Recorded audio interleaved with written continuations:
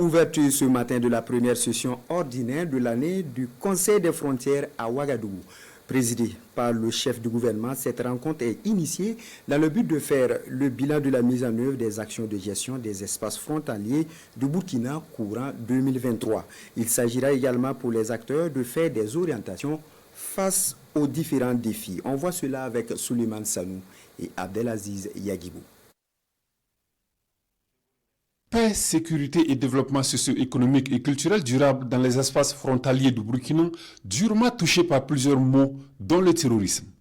Autant de défis gigantesques pour lesquels les membres du Conseil des frontières poussent la réflexion sous la haute direction du Premier ministre Apollinaire Joachimson de Tambela, président du dit Conseil. Il s'agit de dresser le bilan des actions menées en 2023 dans le cadre de la mise en œuvre de la stratégie nationale de gestion des frontières et d'élaborer une feuille de route pour une marche radieuse vers des espaces frontaliers où il fait bon vivre. Ce sera également l'occasion pour nous, en tant qu'organe de suivi et d'orientation, de nous pencher sur l'état d'avancement des différents dossiers pendant et en matière de matérialisation de nos frontières et de coopération transfrontalière en vue de relever les insuffisances et les difficultés éventuelles afin de prendre les mesures qui s'imposent. Dans son message ici livré, le chef du gouvernement dit attaché du prix aux présents travaux dont les recommandations doivent, selon lui, contribuer significativement à l'épanouissement des populations frontalières. Je vous invite à des échanges francs et constructifs